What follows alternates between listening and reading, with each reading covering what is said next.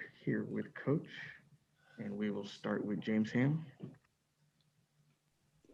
Hey, Luke, this is like a continuing question that we just keep asking, but recent reports said that that Bielitsa does not have a personal issue, and that you guys are holding him out because he's an older vet and you're going with younger guys. Is that accurate? Where are you at with all that? And, I'll just let you put your own stamp on it on the record again. Yeah. I mean, listen, it's like I said before, it was personal. I'm not going to get into any of somebody else's personal business. I've continued to say that I love coaching Belly. He's a very good player, and I look forward to having him back on the court again. Outside of that, you guys got to win, and how did that change sort of the temperature in the room when you guys showed up today? Was it a lighter practice? No. I mean, we planned on getting after it a little bit today, and we did the teaching early on, and then it was defensive stops games and scrimmages. It was a little sloppier than I would have liked, but that's unfortunately kind of happens after you give a full day off. But it was nice to be able to get back in the gym and get some work in, continue to touch up some of that stuff that's been causing us problems so far. So yeah, it would definitely take the day. Marshall Harris. Hey, Luke, very unique situation for you guys with the postponements kind of giving you a bit of a break from games itself. How much is this an opportunity in your eyes, given the way the schedule has been and the way the schedule will be, as going forward, to work on some of the things that you just don't have time to work on? And what's been your attitude towards that? Yeah. It's like I said, you feel for Memphis, right? You don't know what they're really going through, and you hope everyone's getting healthy. And then for us personally, it's to be able to have a day off followed by a practice day. We're gonna fly out to Orlando early, get adjusted to the time. That doesn't happen often. So we're doing everything we can to take advantage of this little break and kind of use it as a nice place to kind of reset, kind of go look at those first 15 games and now, all right, let's we got ourselves a win. Now let's kind of reset and come out and look to play some better basketball. And from a film standpoint, to getting on the court and getting some work in, these days are very helpful for that. And to not have a 6-game road trip, but instead a 4-game road trip. And as you said, to be able to kind of look back at the chunk of games that you've already played. Are you where you thought you would be at this time in terms of maybe not wins and losses, but development? And how much more do you need to expedite that process? Yeah, we got a long way to go.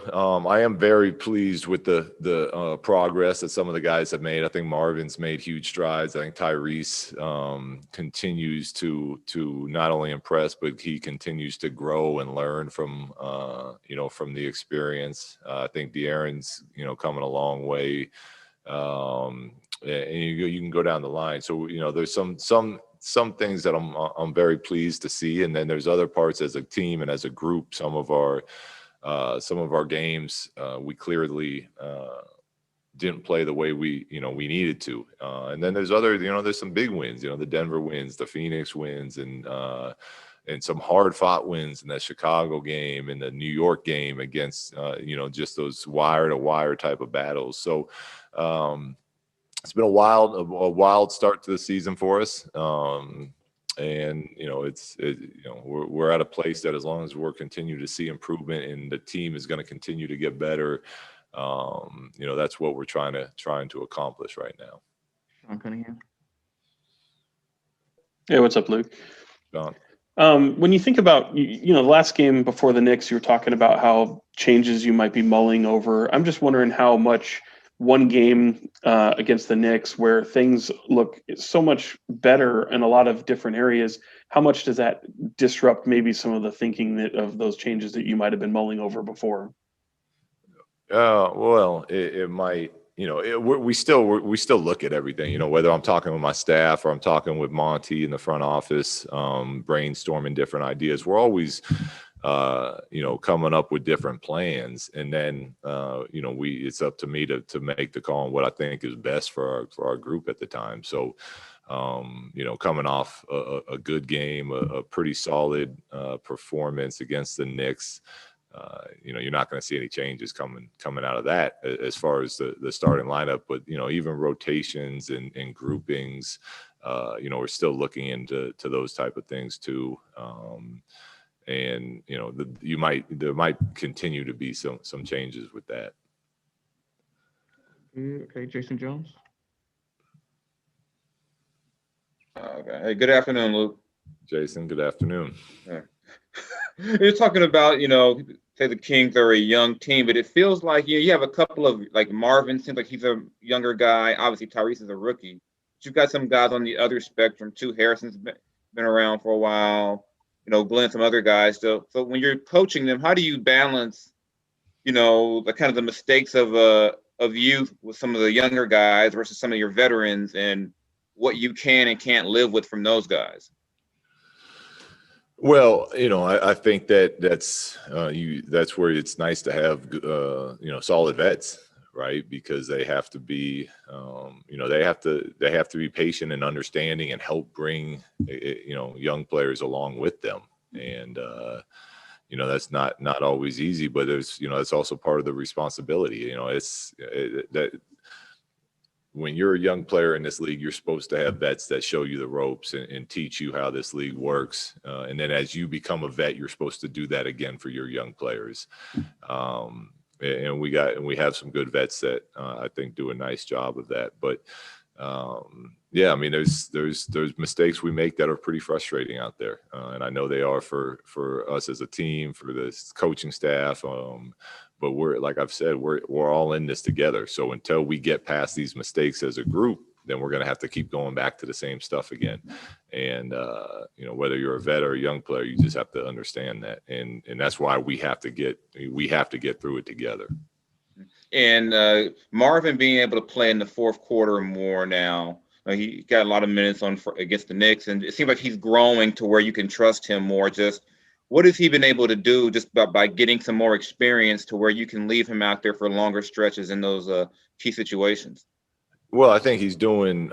He's earning those opportunities. I'm pretty sure he's leading our team in charges right now. He took 2 more in the New York game. The rebounding. Rebounding that was hurting us in the first half. He does a nice job of getting in there. He's doing a better job. We still need him to keep the spacing more consistently, but he is doing a better job of keeping that spacing and then attacking or shooting the open threes when they come. So, those fourth quarter minutes are the opportunity to play, and those are minutes that are earned. And he's gaining that trust by doing some of the little things better. Just a couple more, Christos. Hello, Coach.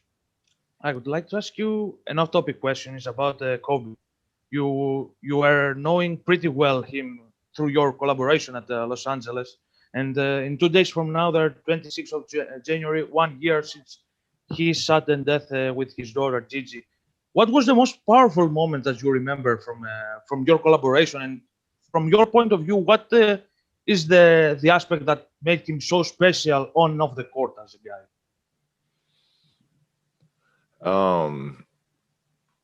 I think how much he loved whatever he was doing. Like I said, I honestly played with him 8.5 years, and he loved every second of it. Competing and practicing, but then to see how much he loved post-career too, see how much he loved being a dad, and see how much he loved coaching his daughter's team, I thought was just it was probably the most powerful part of him, is how much he gave to whatever he was doing. Thank you. Okay, that is all, Coach. Good to go. All right. That's it. Okay. Thanks, guys. Appreciate it. Wait, I had one. Okay. All right, cool. Thanks, Luke. Thanks for coming back. That's all right. I had a question about Tyrese. He actually struggled a little bit last game, but overall, he's been such a syntactical player, tying the room together, so to speak. Yeah. How far along is he so far in his career? How would you describe his progress since the beginning of the season? Well, I think that